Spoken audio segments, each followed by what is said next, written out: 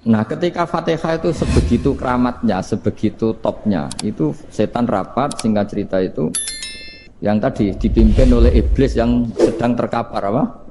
Terus tali obatnya nggak ada, cuma dia shock karena ada surat yang turun yang melafatkan itu pasti selamat dari apa?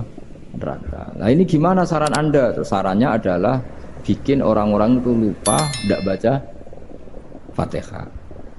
Nah ini rapatnya iblis. Idzabu wajtahidu hatta tufilu qulubahum hatta la yaqulu hadis surah.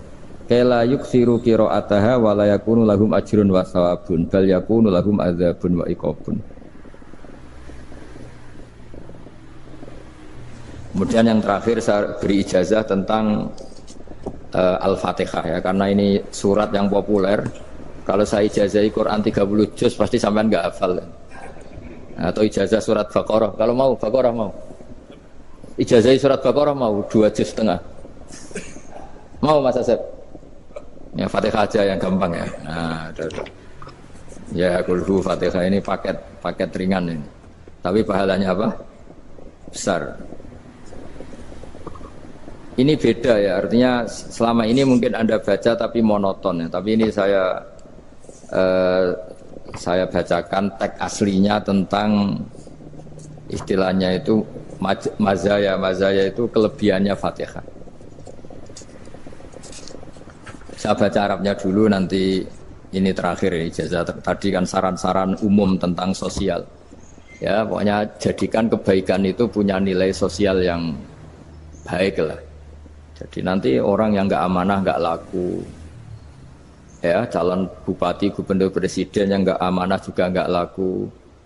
Begitu juga kiai yang tidak amanah juga nggak laku, suami yang nggak amanah juga nggak laku, istri yang nggak amanah juga. Sehingga kebaikan ini jadi nilai sosial yang dalam tanda kutip sudah keniscayaan. Yang diinginkan Allah itu seperti itu, bukan kebaikan yang dipaksakan karena kekuatan negara. Maksudnya kalau bisa kebaikan itu tidak usah dipaksakan. Memang sudah satu kebutuhan. Kayak cerita-cerita di negara maju itu, bahkan apapun jatuh itu nggak ada yang ngambil apa itu. Makanya gambarannya Mekah Madinah kan gitu kan, barang jatuh nggak ada yang berani apa ngambil itu, saking sudah jadi sistem. Sehingga banyak negara di Eropa itu yang sampai nggak punya tentara, nggak punya polisi karena kebaikan itu sudah. Nah kita kan masih capek, polisinya aja capek apalagi masyarakatnya, karena ya kebaikan itu belum jadi nilai bersama. Nah kita selain ditopang negara, ada polisi, ada tentara, itu kita usahakan kebaikan itu jadi nilai bersama. Tadi wa'tamiru bainakum bima'ruf. Dan kita punya reputasi yang bagus dalam bab ini. Saya masih ingat kecil saya itu yang jilbaban hanya keluarga kiai, sekarang rata-rata masyarakat itu jilbaban. Dulu yang sekolah SMP, SMA itu jilbaban kadang dulu malah dilarang ya, harus sama seperti itu seragamnya. Sekarang sudah boleh dan nyaman. Lama-lama yang dapat simpatik ya yang pakai pakaian model tertutup seperti itu. Lama-lama gamane cara wong golek mantu ya golek yang seperti itu daripada yang blodor. Lama-lama jadi nilai bersama. Ya ingin saya seperti itulah. Di terminal juga sama. Orang mau makan cari warung yang kelihatan ada ayat kursinya, pakai jilbab, atau paling enggak dia enggak mungkin lah nyuguhkan yang tiren atau yang haram. Akan ada garansi sosial, ada apa? Ada garansi apa? Sosial dengan penampilan yang soleh itu kan, masa iya nyuguhkan oplosan babi gitu misalnya itu. Jadi nilai sosial itu harus benar-benar jadi nilai. Sehingga negara biar enggak capek-capek. Polisi juga gak capek kan, karena tugasnya corong Jawa mau ngawat-ngawati tok, tapi sudah tidak perlu tegang karena kebaikan sudah jadi nilai bersama. Ya, ingat-ingat ya ayatnya tadi, wa'tamiru bainakum bima'ruf. Jadi kebaikan itu harus jadi nilai bersama. Iktimar itu menjadi urusan bersama. Makanya kalau kita rapat besar disebut apa? Muktamar. Muktamar itu urusan bersama. Tadi imamnya sholat juga menopang Gojek karena nggak lama-lama nopang Grab, nopang Kernet, nopang penjaga Indomaret, penjaga bensin, pom bensin. Nah dia hanya punya waktu 5 menit terus imamnya baca Baqarah kan. Iya imamnya mursyid, mungkin dia tambah lama tambah dapat aplaus dari muhibbinnya, tapi makmumnya Dia tambah lama dapat penghormatan dari pecintanya, tapi kitanya wah khusyuk wali kan, dia dapat status naik lah. Kita yang sudah tidak ikut jadi wali diganggu apa pekerjaannya. Kalau ada imam seperti itu sampai mufarokoh saja, niat ya Allah sampai sini saja saya makmum orang itu, silakan orang itu punya urusan sendiri dengan jenengan, ya sudah atau salib saja apa. Nah, itu boleh kalau dalam fikih namanya apa? Mufarokoh. Mufarokoh itu niat. Tapi kamu jangan langsung selonong mufarokoh, niat dulu. Pamit sama Allah bahwa sekarang mau mufarokoh. Ya, tapi ya jadi sholat yang aneh kan, imamnya masih rukuk, kamu terus sujud, terus apa-apa selesai ya. Mungkin dalam pandangan itu orang lain ini maksudnya makmum gimana ini kok begini. Tapi sudahlah Allah Maha tahu. Insya Allah dimaklumi. Ya saya baca tentang Fatihah ya, karena sampean pasti sering baca Fatihah. Supaya apa sekaligus jadi jimat lah gitu. Jadi kalau kamu sering di jalan-jalan yang mungkin sepi atau mungkin kan tidak semua teman Grab itu nasibnya bagus yang di Semarang Jogja. Mungkin yang di Kalimantan di Papua kan ada yang 10 kilo gak ketemu rumah, ya kan? Ya lihat di TV-TV itu kan kasihan kan. Sudah 10 kilo gak ketemu rumah, penumpangnya kewekar preman tuh kan. Ini makan orang enggak kan gitu. Kan ujiannya dua. Kalau penumpangnya cantik itu ya kecoba syahwat, kalau preman takut. Jadi orang itu selalu ujian itu. Sing sedengan itu kan jarang orang itu. Jadi kalau penumpangnya perempuan cantik ujiannya itu syahwat, kalau preman ujiannya ketakutan. Kalau orang yang lemah bawa uang ujiannya kamu ingin garong. Jadi hidup itu memang semuanya ujian. Liyabluwakum ayyukum ahsanu amala. Makanya saya sering ditanya oleh teman-teman, Gus, nah ujiannya kenal wong wedok elek piye sama, kenal wong ayu ujiane syahwat, kenal wong elek ujiane ngenyek, itu sama-sama dosa. Syahwat ya dosa, ngenyek juga dosa. Wah elek keriting untune metu ya dosa ngomong gitu. Kadang-kadang orang berpikir enak kancanan wong elek gak dosa. Kata siapa kancanan wong elek itu ya dosa karena bawaannya ngenyek. Ngenyek itu menyepelekan itu. Makanya saya itu ya gak mau berteman sampean. Nanti kan bawaannya ngenyek atau seneng ya tidak tahu saya. Ya sudah ada takdir saja kalau ketemu ya tak ulang ngaji gitu. Tapi ini ngaji terakhir, setelah ini ngaji biasa aja, tidak usah resmi gini. Ngaji kok resmi aneh. Pokoknya nanti suatu saat kalau pandemi sudah berlalu saya akan ngaji Rebone, lalu ini ngaji. Ini ngaji yang kurang bagus karena ngatur kiai kurang berkah ini. Nanti tapi ya lumayan lah masih mau ngaji. Ngaji kok tanggal ini jam ini. Sekarang suatu saat kamu tak panggil, Mas Wahyu datang ke sini jam ini, tidak mesti bisa. Mungkin pas ada acara apa, oh, maaf ke sini pas ngecek, pas apa. Gitu. Jadi ya sudah tapi tak maafkan, enggak apa-apa. Takdir ya. Tak bacakan supaya sampean tahu keramatnya Bismillah. Nah sebelum saya bacakan Bismillah Fatihah, tak beritahu tentang ilmu tafsirnya, karena ini penting sekali. Fatihah itu dawuhnya Allah, tentu itu dawuhnya Allah. Saya ulang lagi, itu kalam Allah. Tapi yang sudah diberikan kesampaian ke kita semua. Sehingga seakan-akan itu menjadi dawuhnya kita ke Allah. Jangan salah loh ya, Fatihah itu dawuh Allah, tapi sudah diberikan ke kita. Sehingga posisi kita itu yang punya itu. Nah kenapa ini perlu dijelaskan? Karena nanti ada kalimat iyyaka na'budu wa iyyaka nasta'in. Kalau itu masih kalam Allah, berarti Allah ngomong ke kamu, ngendikan ke kamu, kepadamu aku menyembah. Masa Allah menyembah kamu? Nah sehingga ilmu tafsir itu menyelesaikan itu dulu ya. Saya ulang lagi ya, sebelum sampean sering baca Fatihah, aku yakin ya sering baca. Tapi barokahnya tidak paham itu tidak pernah janggal. Enggak paham itu ya penting supaya tidak iskal, tidak janggal. Sebetulnya di kalimat itu ada yang janggal. Kalau Fatihah itu kalimatnya Allah atau kalam Allah, bagaimana dengan kata-kata iyyaka na'budu? Masa Allah ngendikan ke kita, kepadamu kami menyembah. Masa Allah menyembah kita? Maka penyelesaiannya secara ilmu tafsir gimana? Semua ulama mengatakan, bukan satu dua, semuanya mengatakan di Fatihah itu semuanya diberi kawalan kalimat. Saya ulang lagi ya, di Fatihah itu semuanya diberi awalan kalimat qulu, katakan wahai hambaku begini. Ya, katakan wahai hambaku begini. Nah, begini ini pelajaran dari Allah yang sudah diberikan ke kita. Terus kita mengatakan bismillahirrahmanirrahim, alhamdulillahirabbil, termasuk kita mengatakan iyyaka na'budu wa iyyaka nasta'in. Jangan bayangkan Allah ngendikan ke kita. Kalau Allah ngendikan kita berarti gini, hei wahyu, ihdinas siratal mustaqim, tunjukkan saya jalan yang benar.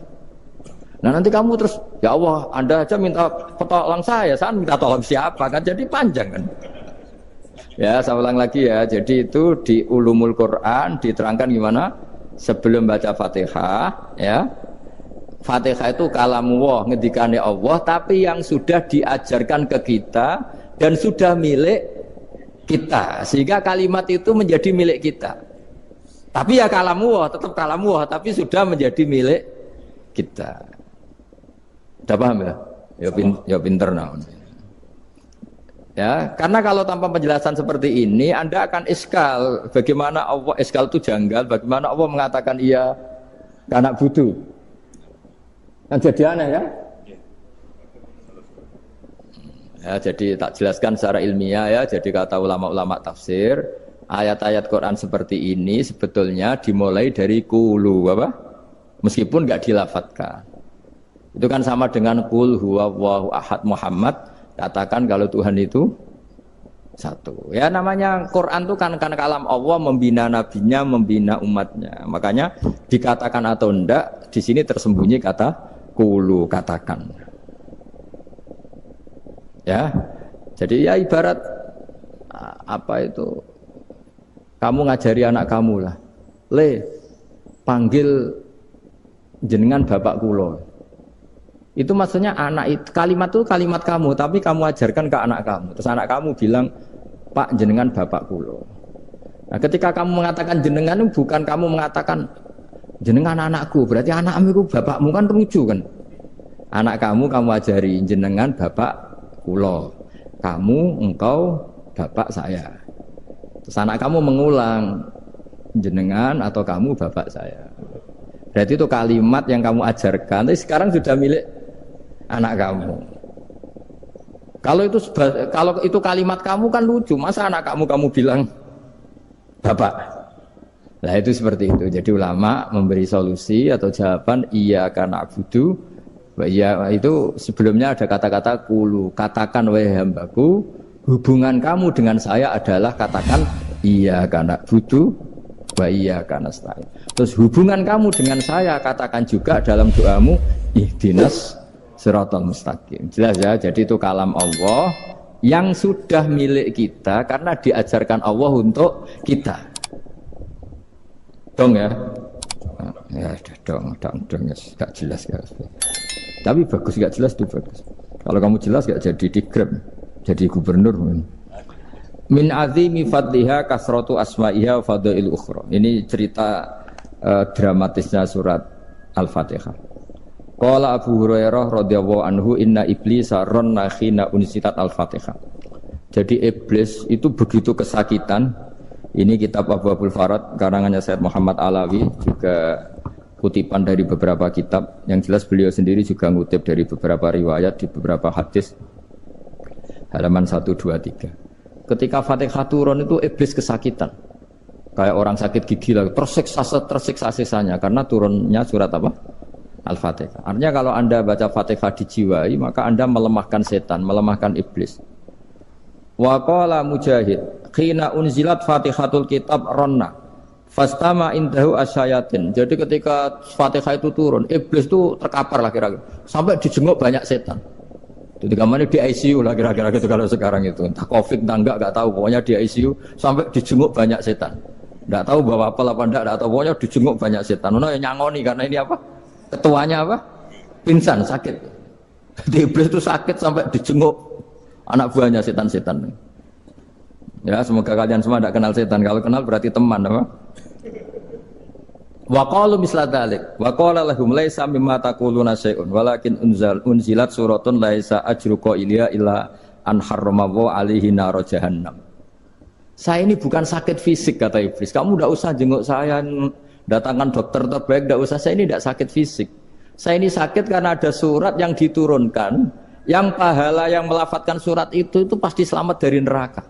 Padahal misi terbesar saya ini supaya manusia masuk neraka. Sekarang punya tamengnya. Wah pusing kan? Ya seperti orang lah, goda sampean ternyata sampean setia, itu kan pusing. Nah ternyata tidak setia, itu yang akhirnya ribet kan itu. Jadi iblis itu cita-cita terbesarnya kan semua orang itu masuk neraka. Nah sekarang turun satu surat yang gara-gara surat itu siapapun yang baca dijamin selamat dari neraka. Jadi walakin unzilat suratun laisa ajru qailiha illa an harramallahu alaihi nar jahannam. Karena jadi dia shock lah, kalau orang di Jawa itu bilang shock. Aduh sial nasib saya ini umat nggak bisa saya goda lagi karena punya tamengnya tadi punya. Qad tolakaidukum wa makrukum. Rekayasa kalian sekarang itu tidak ada gunanya semua. Nah, ini alhamdulillah di Indonesia kelihatan kan banyak yang miskin, banyak yang susah. Tapi selagi mereka masih sholat, tuh keinginan mencari halal itu masih tinggi. Kayak apa kita di tengah kota, jauh dari anak istri, jauh dari tetangga. Biasanya kalau orang jauh dari anak istri, tetangga kan sakar PDW. Tapi yang soleh masih banyak, sudah jauh dari keluarga tetap lurus. Loh, kalau yang dekat lurus kan wajar, konangan wong akeh kan. Ini sudah jauh masih lurus. Nah ini nggak lepas dari barokahnya surat apa? Surat Fatihah tadi. Jadi karena ada surat yang menjamin pelafalnya atau qailiha terbebas dari api neraka. Wa qalat as-sayatinu lahu is ayyusa'in ta'muruna ya maulana. Faqala lahum idhabu wajtahidu hatta tukhfilu qulubahum hatta la yaqulu hadhihi surah. Lalu kita gimana? Jari para setan gitu. Lalu kita gimana? Terus kata iblis, sudah bikin mereka lupa sehingga tidak baca lagi. Selagi masih baca kita pasti keok. Jadi kalau sampean sudah jarang baca Fatihah itu berarti sudah bagian dari kemenangan apa? Iblis. Jadi kalau sampean sudah jarang baca Fatihah itu berarti bagian dari kekalahan Anda, kemenangan iblis. Masih sering baca? Berapa kali? Terus apa lagi?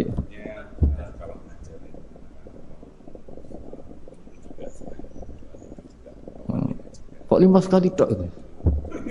Berarti pas salat fardu tok itu. Enggak 5 kali itu mendingan itu 17. Kamu itu ngitungnya jangan 5 ini. 5 waktu itu berarti lumayan kan? Berapa? 17 ya? Ya. 17 ya? Ya. 17, tapi kalau makmum tuh sering separuh kan, apalagi makmum tarawih. Ya kan? Makmum tarawih itu bacanya Fatihah ada yang sempurna enggak ya? Ya enggak lah. Baru alhamdulillahirabbil alamin ruku ikut ruku ini gitu. Makmum kan yang tarawih lah, Mas. Kalau tarawih jarang sempurna ya. Fatihahnya itu. Kan imam sudah ruku. Kamu bacanya Fatihah sampai mana tuh? Baru setengah ya. Ya paling pas tarawih aja kan enggak sempurna ya. Apalagi kalau imamnya sing kilat tuh, waduh malah. Nah, ketika Fatihah itu sebegitu keramatnya, sebegitu topnya, itu setan rapat, singkat cerita itu yang tadi dipimpin oleh iblis yang sedang terkapar apa? Terus tali obatnya enggak ada, cuma dia shock karena ada surat yang turun yang melafatkan itu pasti selamat dari apa? Neraka. Nah, ini gimana saran Anda? Terus sarannya adalah bikin orang-orang itu lupa, tidak baca Fatihah. Nah, ini rapatnya iblis. Idzabu wajtahidu hatta tufilu qulubahum hatta la yaqulu hadhihi surah. Kala yuksiru qira'ataha wa la yakunu lahum ajrun wa thawabun bal yakunu lahum adzabun wa iqabun.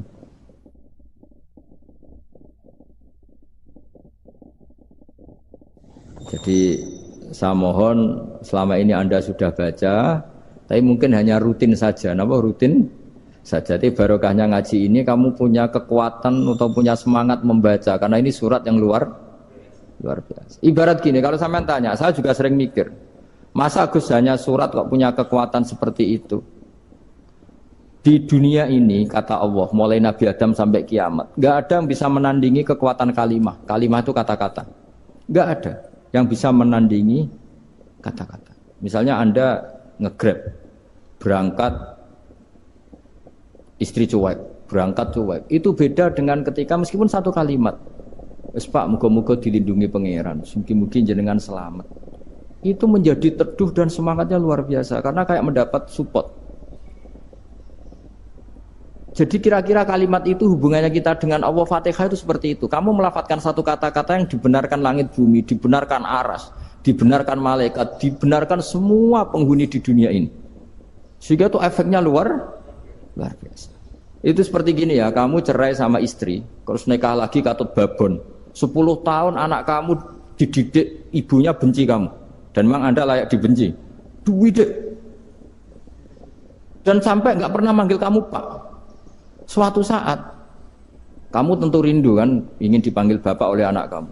Suatu saat anak ini manggil kamu Pak E. Wah, itu senengnya bukan main. Hanya sebuah kata-kata. Makanya kadang-kadang orang itu tanya sama kiai, ijazah lafadz ini gunanya apa sih? Itu ijazah-ijazah itu untaian kata-kata. Yang kata-kata ini dibenarkan langit dan bumi dan aras dan para malaikat, sehingga efeknya itu luar. Nah ibarat seperti itulah, kamu melafadzkan Fatihah itu melafadzkan kata-kata yang dibenarkan Allah dan Rasul dan semua malaikat, semua penghuni langit. Maka ini efeknya pasti luar. Nah di sini lah orang-orang dulu itu tahu keramatnya itu, sehingga ketika melawan Belanda, melawan Jepang dulu itu kalimat-kalimat itu menjadi mantra yang luar biasa. Doa lah, doa yang luar biasa. Tapi di era modern karena orang sudah tidak ngerti itu, dianggap itu mantra, jimat, khurafat, bid'ah, waduh ribet meneh malah. Sebetulnya tidak seperti itu. Memang kata-kata ini kekuatannya luar biasa. Sama kesakitan hati kamu juga karena itu. Ngojek wangilan. Lha Pak di bojo kok kowe gagah tok kere. Wah, iku seling terus mesti. Padahal kalimat itu kan tidak melukai secara fisik, tapi apa kerjanya sesuk sarasa-rasen.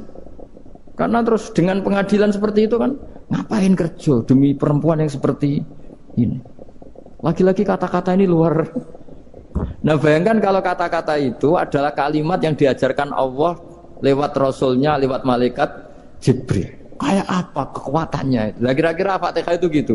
Kalimat yang baik, kalimatan thayyibah diajarkan oleh Allah dan Rasul, kayak apa kira-kira kekuatannya? Pasti luar biasa.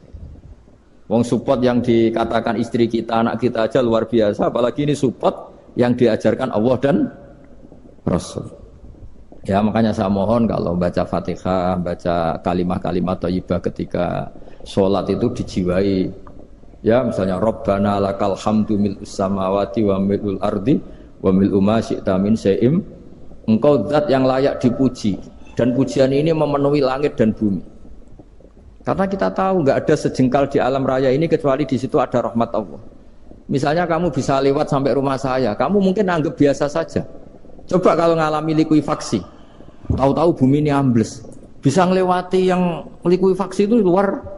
Tanyakan orang pernah ngalami likuifaksi di Sulawesi, itu melihat bumi bisa diinjak nggak ambles itu, wah luar. Zaman nggak ngalami itu sehingga lewat bumi ya biasa aja. Coba kalau ngalami seperti tidur, ya biasa aja. Coba kalau ada gempa, bahwa bumi tenang ini sudah nikmat yang luar biasa. Masa kamu ngakui nikmat nunggu digituin?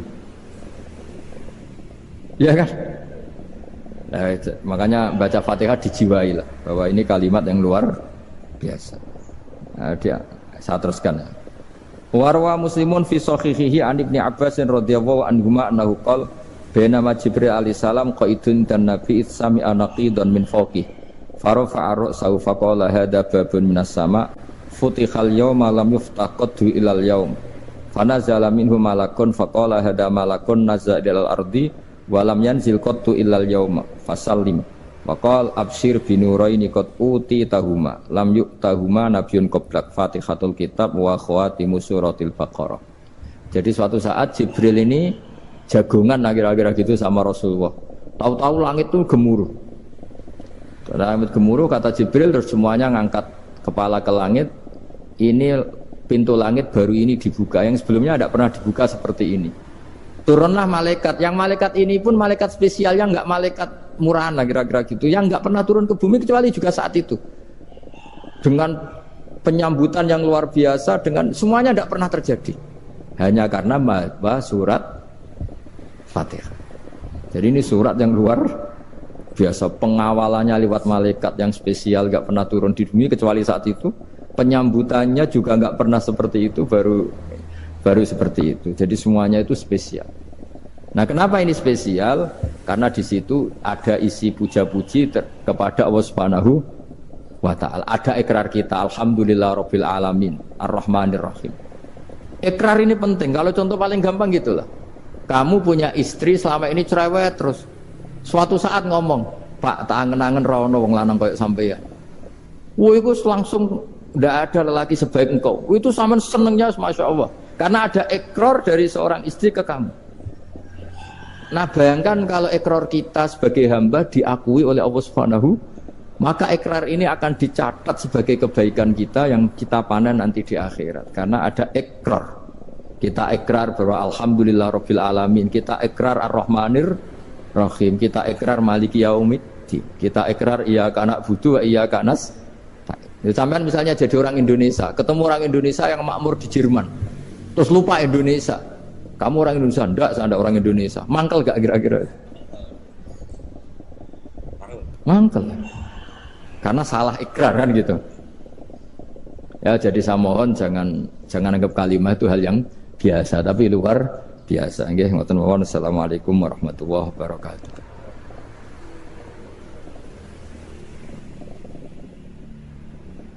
Saya berkali-kali kampanye di mana-mana lah, kampanye dan menganjurkan. Di antara catatan dalam Suhufi Ibrahim wa Musa kan ada kan di Quran itu yang dinamakan lampiran-lampiran wasiatnya Nabi Ibrahim dan Nabi apa? Musa. Itu di antara catatannya begini. Orang yang punya akal itu adalah orang yang bisa menikmati sesuatu yang baik. Misalnya gini, contoh gampang gini. Kamu punya anak pertama atau punya anak yang masih kecil.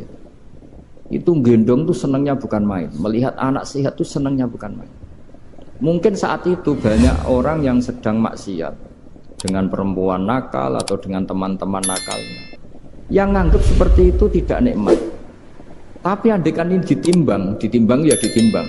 Yang maksiat tulan, misalnya paling ukuran bahagianya itu 70%. Tapi yang ini, yang nimang anak baru lahir atau masih kecil, corong Jawa ngeloni anak, bisa saja bahagianya itu sampai 100%. Artinya selama ini kesalahan kita adalah nganggap maksiat itu pasti menyenangkan dan taat itu tidak menyenangkan. Makanya saya berkali-kali fatwa, untuk melawan kenikmatan maksiat, orang harus terbiasa menikmati taat, menikmati kebaikan. Jangan kira kita nimang istri nikmat, nimang anak nikmat, ketemu teman yang lama tidak ketemu juga nikmat. Artinya kita akan melewati berjam-jam untuk jagungan sama teman, sama anak, sama istri. Dan itu harus kamu nikmati supaya mengganti tidak berkebutuhan nikmat yang lewat jalur maksiat. Jadi saya mohon sarana-sarana yang menyenangkan itu, yang taat itu kita maksimalkan. Makanya bapak saya itu sering pesen, kowe nak ngaji sing guyon, sing seneng. Nganti wong maksiat itu karena cari kesenangan. Coba kalau kesenangan itu sudah didapatkan saat taat, maka tidak butuh lagi kesenangan yang berbentuk maksiat. Makanya orang-orang wali dulu kalau sudah sholat itu gak bisa berhenti karena merasa nikmat. Makanya Nabi pernah ngendikan wa qurratu aini fi sholat, nyaman saya itu kalau sedang sholat.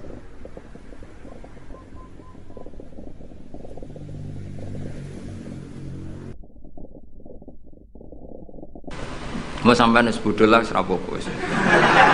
Wong sapi pinter-pinter wong cara pangeran ya tetep bodoh. Jadi aku muni bodoh kalimatu madkhin ora kalimatu dzambin wis pancen wis. Lah nek kula niku ngelem kiai yo biasa, ngritik yo biasa, wong paling hukumku ora penting, sing penting hukume Allah Subhanahu wa taala. Sampeyan tak bedheki. Kawin cara Islam itu saking detail. Nak mbok rungokno yo ono ngawur. Tapi ngawur sing ilmiah. Misal aku ngawekno hamdan ya, uzawi juga alama amarakallahu bihi min imsakin bi ma'ruf aw tasrihim bisa. Jajal mbok rungokno umpama wong ora bodho, iku ora mangkel kalimat iki. Jong kowe tak kawekno ya. Ya nak tepak ya terus, nak ora tepak ya pegatan. Lho itu kan artinya kan uzawi juga alama amarakallahu bihi. Kamu tak kawinkan sesuai perintahnya Allah, yaitu pilihannya hanya dua, min imsakin bi ma'ruf, nak maslahat ya terus, aw tasrihim. Nak ora tepak ya pegatan. Tapi nak terus ya sing apik. Nak pegatan sing apik. Pegatan apik ya orang nggawa donya, orang ngentekno donya wis pegatan. Aja kok rabi ngentekno donyane mertua lagi pegatan elek. Itu coba andekan itu orang paham semua. Mesti kan wong ngurung-ngurung kok sebatas. Tapi barokah ra paham. Amin amin. Berarti betapa barokahnya kebodohan ini. Kok kowe nyesal lho lha opo barokah ngono itu. Coba umumnya kiai kalau ngakatkan gimana coba? Seperti tadi kan? Coba saya artikan, uzawiju ngawekno ingsun ka ing sira. Alama sesuai ngatasi perkara. Amaro kang perintah ka ing sira sapa Allah. Kowe tak kawekno aja sesuai aturan sing ditanamkan Allah, sing diajarkan Allah. Yaitu min imsakim, yaitu ngeker kelan apik, mesti nikah terus. Au tasrihin to megat, engko nak megat yo. Ya tasrih biasan kira-kira nek dadi manten sugih ya pegatan-pegatan tapi aja ngentekno donyane sik. Nah, karena Quran itu ilmiah. Ilmiahnya apa? Potensinya orang kawin ya hanya dua itu. Kalau enggak terus ya pegatan, daripada kaget di belakang sudah diomongkan dulu di depan. Loh di mana-mana ilmiah itu kan gitu kan? Kalau kita mau pergi ke Jakarta, kita sebagai supir yang baik, pinten jam? 4 jam misalnya. Tapi kalau ada macet ya 6 jam. Tapi kalau ada kejadian di luar duga ya 3 hari. Itu ilmiah, sesuatunya di kayak militer itu loh. Alternatif A, ada alternatif B, alternatif C. Pilot ya gitu. Otomatis kalau nggak bisa manual, kalau bisa semuanya ada alternatif. Kawinnya gitu. Enggak nang orang pegatan segawe alternatif. Ndak ada gitu maksudnya. Wah, seneng kamu nafsiri sing salah. Resiko dadi kiai ngoten niku. Kula bolak-balik dijampami tiyang Jogja napa tiyang Jakarta, tiyang Surabaya. Gus kula tak nulis buku jenengan. Ya tapi tetep bukumu sing nafsiri kowe ora aku. Mang resiko jadi wong top. Wong do nafsiri dhewe-dhewe. Aku kadang gumun aku sing ngomongnya ra tau di pikiran ngono. Kok sing nafsiri pikirane ngono iku sing bulet menafsir. Tapi itu resiko, memang apa? Jadi wong alim kok wong ayu. Wong ayu ketemu Hamdani guyu. Hamdani nafsiri seneng, sing wong ayune bocah kok lucune ngono. Wong alim ya. Kula nu kadang didudono tiyang-tiyang. Didudono tiyang-tiyang. Gus ini ada buku tentang jenengannya, ada WA tentang jenengan. Lho aku sing duwe awak wae ora dipikiran ngono kok sing nafsiri tok ndi ku piye. Wis tangan-tangan wis kaya wong ayu ngono. Wong ayu senyum. Sing disenyumi nafsiri apa? Senang. Sing ayu nganggepe lucu. Tak anggap wong latihan. Jadi wong sing nulis tentang kula sing ra bener tak anggap wong latihan urip ngono wis ora usah. Tapi itu memang mau ndak mau. Dulu zaman sahabat yang ngalami seperti itu. Nabi misalnya dapat wahyu alladzina amanu wa lam yalbisu imanahum bidzulmin ulaika lahumul amnu wa hum. Orang yang iman kemudian imannya enggak tercampuri sama kedzaliman sama sekali. Karena pakai nakirah. Iman yang tanpa zalim sama sekali itulah yang aman. Ulaika lahumul amn. Sahabat punya tafsir sendiri. Karena pikiran mainstream di sahabat, zalim itu wa tusya fi ghairi mahalli. Meletakkan sesuatu yang tidak pada maka mereka bilang ayuna lam yazlim nafsa. Wah kalau iman syaratnya gitu ya berat ya Rasulullah. Siapa sih yang enggak pernah zalim? Terus Nabi ngendikan laisa huwa kama ta'nun. Sebagian riwayat laisa huwa kama taqulun. Oh itu tidak yang seperti kamu bayangkan. Alam tasma qaulallahi ta'ala, yaitu dawuh Luqman Hakim, la tusyrik billah innasyirka la zulmun azim. Ndak maksudnya bukan dolim batu syak fi ghairi mahal ya, tapi apa? Syirik. Jadi berarti maknanya gimana? Orang yang iman dan kemudian dalam iman itu tidak melakukan syirik sama sekali. Itu artinya kan sahabat punya tafsir yang beda dengan yang membawa Quran. Untung zaman itu ada Nabi diklarifikasi. Nah saya ini masalahnya penulis-penulis tentang kiai atau klarifikasi. Luwih pinter timbang kiai ini. Bingung gak? Itu dulu zaman orang soleh semua. Zaman orang soleh semua. Mencintai perempuan itu baik. Karena maknanya cinta itu ora demenan. Saya ulang lagi, maknanya cinta itu tidak demenan. Yaitu perempuan dilihat sebagai sarana reproduksi atau sarana pendidikan. Karena kita tahu pertama kali anak-anak dapat ilmu dari siapa? Ibu. Ibu itu seorang perempuan. Jika bilang perempuan itu orang kok bayang wong wedok sing semlohe sing menarik kok gak. Ya perempuan saja. Bisa ibu, bisa guru madrasah, bisa apa saja. Tapi era wong ra saleh muni kiai itu harus mencintai perempuan. Itu dianggap ajaran sesat. Karena mesti konotasinya urusan apa? Syahwat. Faham tuh sing kula maksud. Seneng dunya nggih ngoten. Zaman sahabat, itu banyak sahabat sing seneng dunya. Tapi wong soleh, senenge dunya digo perangkat kebaikan. Syarat jihad wajah itu bi amwalikum wa anfusikum. Sehingga wong darani seneng dunya iku ya ora ep. Wong perangkat begitu juga seneng perempuan. Dulu itu enggak ep karena bayangnya perempuan itu kalau cantik ya dinikahin, kalau tidak cantik ya ibu atau guru, semuanya ini perangkat kebaikan. Tapi sekarang bilang perempuan itu konotasinya apa coba? Urusan syahwat. Sehingga dulu itu enggak masalah misalnya Nabi ngendikan wa hubbiba ilayya min dunyakum at-tibbu wan nisa. Karena orang masih waras semua. Jadi itu enggak melahirkan salah tafsir. Padahal Nabi jelas ngendikan ada 3 hal yang saya ditakdir dicintakan 3 hal itu. Yang 2 itu at-tibbu wan nisa. Pewangian dan perempuan. Tapi dengan makna yang apa? Positif. Karena kalau perempuan enggak dididik, coba anak kamu pertama tahu kebaikan lewat siapa? Ibu itu perempuan apa lelaki? Perempuan. Jadi dulu makna perempuan itu udah harus urusan. Nah, tapi kalau sekarang sampean ngomong itu,